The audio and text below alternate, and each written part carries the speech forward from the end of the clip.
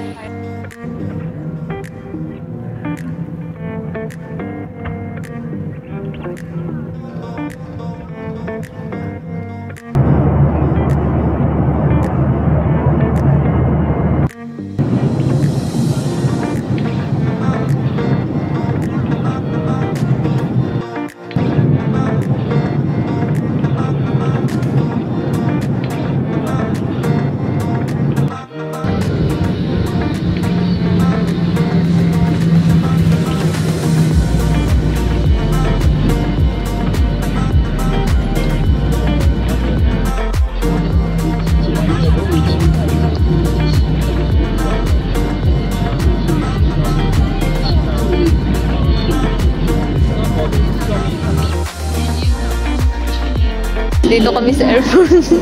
Napaka-challenge dito. Wala kaming dollar and wala kaming wifi. Ay, meron dollar pero ang baba ng ano. Be, hello ka be. May kasabayan ako dito. Nakilala ko lang sa ano. Hi. Hi, ni hao. Friendly siya, no? Oo. Naluloka kami dito. Di pa namin alam kung saan kami mag-stay. Siwa. Sa amin, punta lang kayo dito. Ay, sir.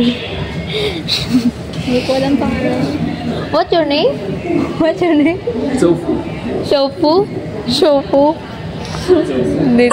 Dito lang kayo guys, oh. Ang galing. Kakaloka. Service center. Connect ka niya sa VPN.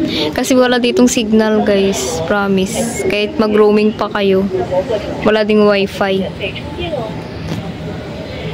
Wala na kami kakain guys. Sarado na.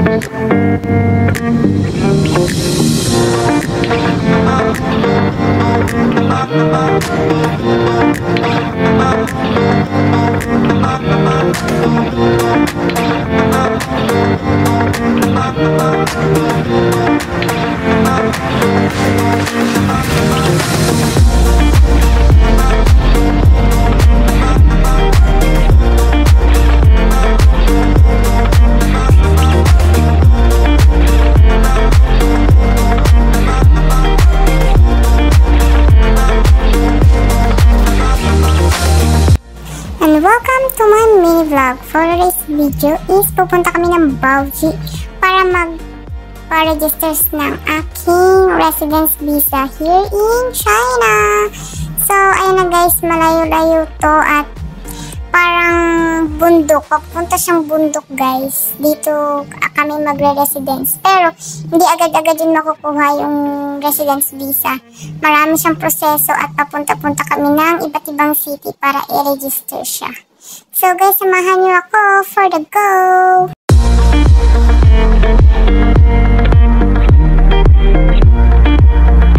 So guys, dito na kami sa kanilang police station. So pag nagkipag-register ka dito ng yung residence visa, yung pinaka-immigration nila is yung police station nila. So dito kami, ewan ko ano pinag-usapan nila, hindi ko maintindihan.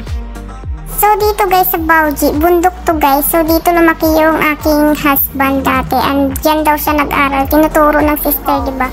Dyan daw yung nag-aral yun.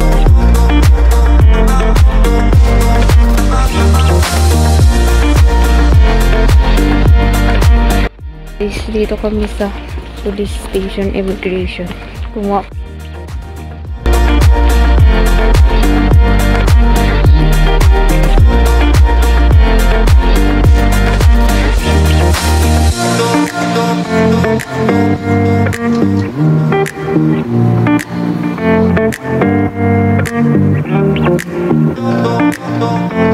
After that guys, nag-lunch kami dito. So, wala akong naintindihan. Gumamit lang ako ng translate. After lunch guys, pumunta kami sa pinakamalaking immigration nila. Dito ako in-interview. Grabe, ang tindi pala ng batas nila dito guys.